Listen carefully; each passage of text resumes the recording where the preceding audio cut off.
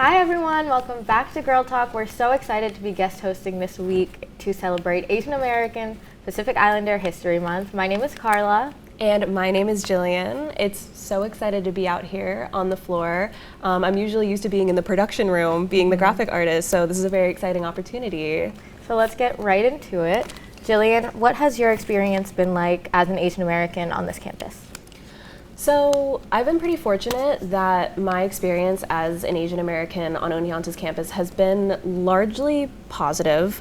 I've lived in a few states throughout my life, and I've lived in pretty much like predominantly white communities and neighborhoods. So at least for me, coming to Oneonta, a predominantly white campus, wasn't too big of a shift, but I know that that's not the same for a lot of people of color on Oneonta's campus. But how has yours been?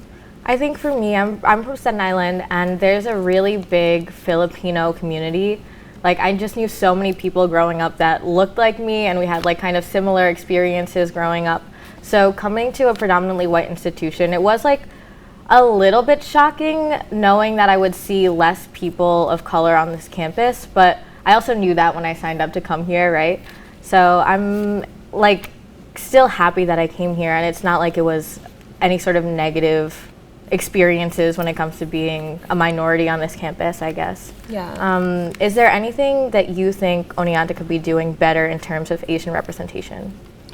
So something that I found very interesting when coming to Oneonta's campus was actually like the lack of Asian studies in our academics. We have a great Africana and Latinx track, which is really amazing, and there's like a lot of courses that are offered that surround that.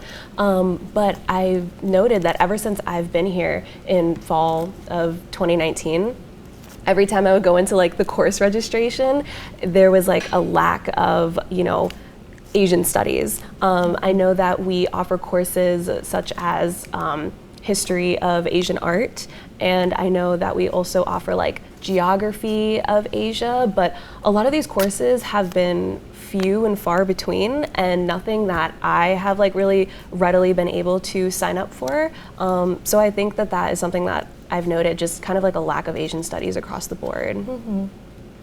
I think also something that Oneonta could be doing better in terms of Asian representation is like clubs. Of course, we do have like some great Asian clubs that are doing great things on campus, like Asian language learning. There's the Korean Culture Club, as well as the Japanese, Asian, and Media Club. But I think that those are all East Asian like representations, if you get what I'm saying. Like, there's no Southeast Asian clubs on this campus. Like, I'm not saying that there's no space for me here, but it just would be nice to see a club that feels like it's just for Southeast Asian culture. There's so much color and richness when it comes to Southeast Asian culture that I feel like this campus is lacking in. But that's not necessarily to say like, oh, there's no space for me here. Yeah. We know that there is a lack of diversity on this campus, and that's just a reflection of in our clubs too that are offered here. I completely agree. And something that's important to note is we are lacking in Asian studies and a little bit in organizations, especially with that South and Southeast Asian, but that might also be due to the fact of just like the low percentage of Asians on this campus. On Oneonta's official diversity, equity, and inclusion page, when you go to their official website, they don't actually have like a breakdown of like a racial breakdown of the student body. It's just a little tab that says like 30% of Oneonta's campus is racially diverse. And it's not until you do a little more digging and according to College Factual's like breakdown and analysis of Oneonta's 2021 statistics, it really only equates to around 2% of the entire student like population identifies as Asian, which is alarmingly low. But what's interesting about that, and even though like that feels quite low, we can actually see that reflected in the United States of America in our numbers there. According to census.gov, I think only around according to the 2020 census, so the census that was most recently taken, I think it was only around 24, 25 million people out of 330 million identified as Asian, which I believe was around 6% of the American population, which I found like shocking. Like I didn't think it was that low. So hearing that number, you know, in Oneonta, like, oh, only 2% of the population, but that's kind of reflected in like, America in general, I think, like, because of that low number, that 6% within America, we also kind of see a lack of Asian representation in media. Absolutely, Growing up, I really liked Disney. I was like a little Disney girl. But Mulan was the only Asian princess for a really, really long time. And it wasn't until Moana came out, like 2016, I was 15 years old when Moana came out. And that was a Pacific Islander princess. And it wasn't until I was 15 that I got a crumb to identify with. You know what I mean? No, that's so real. No, literally, I remember like sitting in theaters like at Moana, and I was like, whoa, like this is life changing. Like, I don't know, it's like, it's a brown girl that looks like me. And like, I wanted to hold on to Moana so badly. I'm like, oh my gosh, like finally, like someone that like looks like me. But I think as us being Filipinos, even though like Moana is a fantastic movie, one of my favorite films, and seeing that representation was amazing, it's still, at the end of the day, I couldn't really like, for lack of a better word, like claim it. Yeah, like it's still a little hard to identify because it is targeted obviously to like a Polynesian background. It's Pacific Islander, and being Filipino is interesting because you're from the islands, right? But you're still Asian. Yeah. You're not a Pacific Islander. No. Right? Yeah. And there was just like a lot of colonization. So many people like conquered the Philippines. So I feel like my culture is very like blended, and I find it hard to identify sometimes. Absolutely. Like, sometimes I feel like I'm not Asian enough, which is so interesting. And that could be a whole conversation, like in and of itself. I know that, you know, we were holding on to Moana very hardly, like very, very strongly, and then a few years later, we got Raya and the Last Dragon, you know, another phenomenal Disney film. And Raya, actually, we watched together, and that was a film that I was like, oh, like I can see myself in Raya a little bit more. I know that Raya was kind of based off of Southeast Asian culture, so it was kind of like a blend of Southeast Asian cultures, which was really cool. So I felt a little more seen in Raya, but at the end of the day, it still wasn't like I 100% like claim it and identify it, because you were talking about, you know, being Filipino. I think a case of, I don't want to speak for all Southeast Asians, but being Filipino specifically is such an interesting case, as you were touching on, you know, Spanish colonization, Japanese occupation, U.S. ownership after World War II.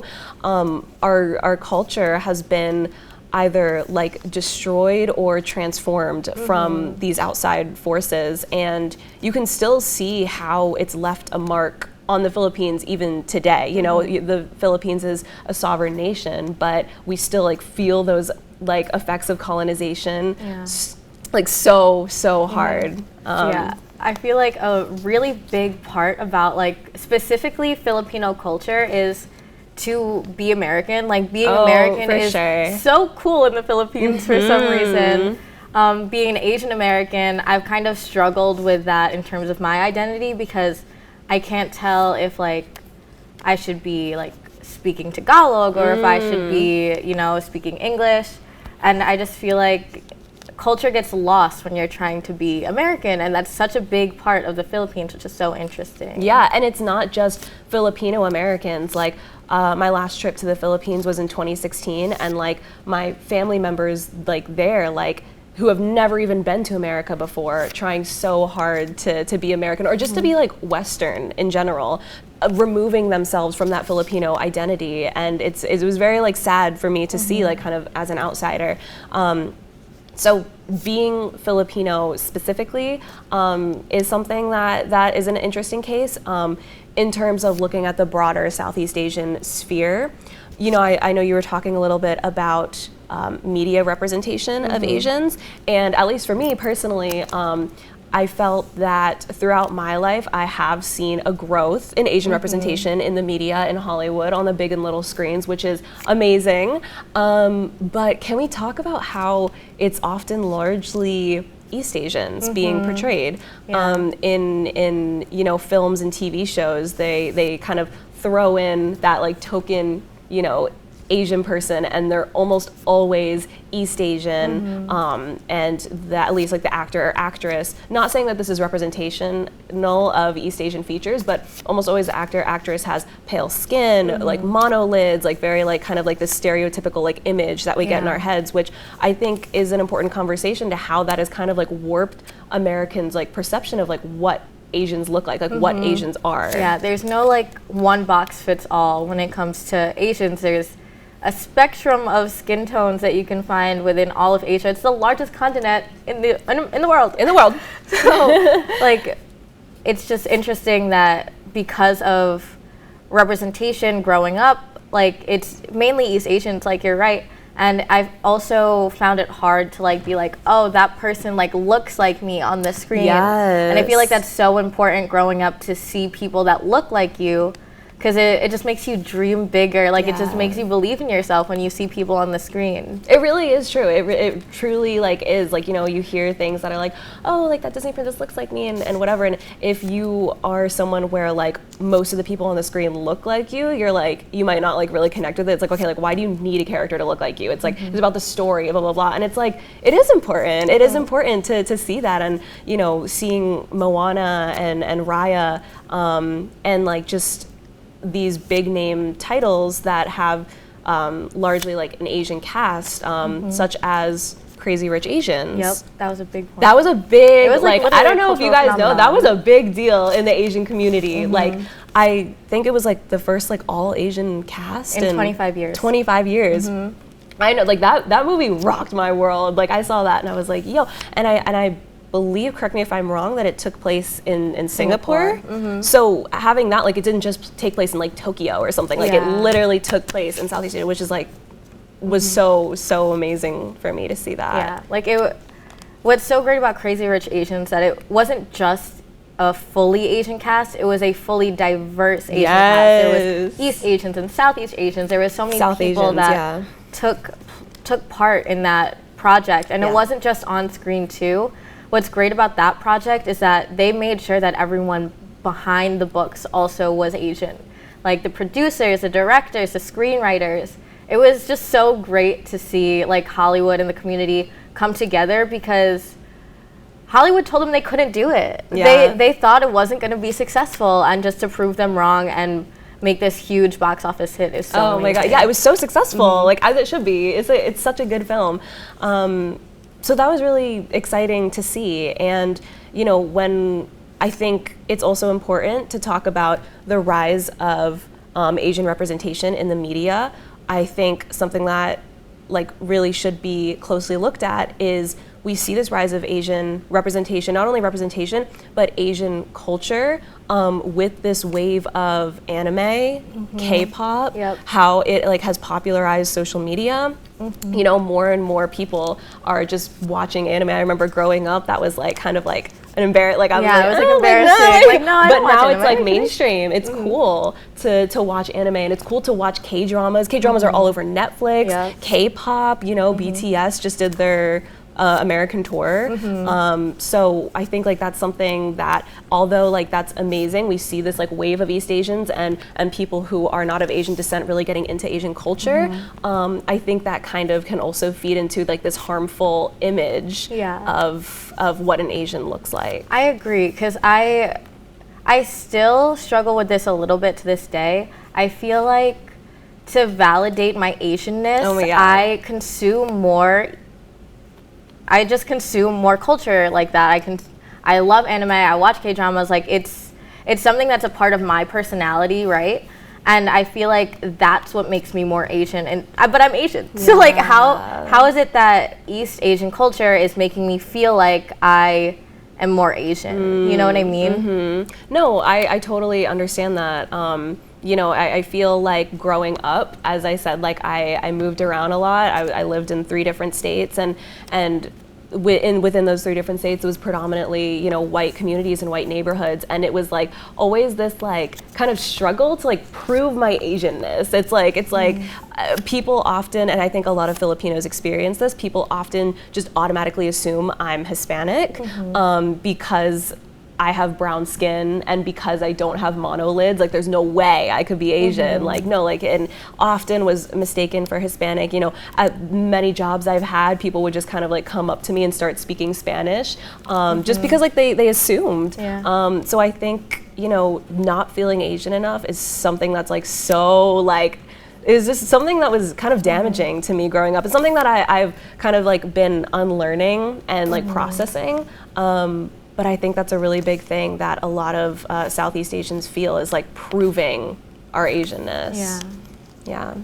And I think like, I don't know, growing up, touching back on Moana, I feel like another identity issue that I've had growing up, or that I've seen in my family, is like you see paler Asians represented in media. Yes. Mulan, like just in general, paler Asians. And I have a baby cousin. She's 10 now, but even when she was younger than that, like years ago, she was probably like 6. And I remember her being so self-conscious about her dark skin. Like she was a dark-skinned Asian baby, and she felt so scared to be that. You know what I mean? No, yeah. And that definitely is like a reflection of how Asians are represented in media. Absolutely, absolutely. Not only in how Asians are represented in Western media, but how Asians are represented in Asian media themselves. You know, Heart Evangelista, Pia Wurtzbach, all like very notable Asian figures. Even in like Filipino dramas, movies, entertainment, it's always the lighter, like probably mixed race, like mixed with white, like Asians. Like it's always how it's like they're Asian, but it's like how Western can they look, you know, like how pale can they be? And you know, I think that's a whole other conversation of like colorism in the Southeast Asian community and the South Asian community. I know that that's also a thing, and honestly, just in like the Black and brown, like Black and like Hispanic communities, I know that colorism is a huge thing as well, and it's something that we struggle with, and it's something that, you know, colonization, globalization, and like Western portrayals have made us like see beauty. For sure. Yeah, I you know, as I'm growing up and as I get older, I've embraced it. You know, beauty is in the eye of the beholder. I know that when I was in the Philippines, all of my like family members wanted to be as light as possible, but then, you know, here when I'm like surrounded by like predominantly white communities, I know you know, people of European descent wanting to like tan and being as tan as possible is beautiful. So you know, I think it just comes back to beauty standards and just being aware of them, and really just knowing that Asians come in the full spectrum. Yeah, there's as a you full said, spectrum of skin tones. As you said, Asia is the largest continent in the world, and people just think it's Korea, China, Japan. And there's so much more. The culture is so rich within Asia, and you're only seeing the big 3. Right. Just like that. Like just like you said, Korea, China, and Japan. A lot of the times Asian representation is those 3. And I think the main takeaway and what we really want everyone to remember about today is that Asianness is a spectrum. Like there's so many different cultures within Asia, and yeah, that's really important. We really wanted to share about it. I think that for this Asian American Pacific Islander month, we really need to shed light on every country in Asia, educating yourself on you know, Asian artists, writers, educators, and really just knowing the full spectrum of Asian American culture. Fully. So we wanted to say thank you so much to Girl Talk for having us for this opportunity, and tune in next week for next week's episode. Bye, guys. Bye.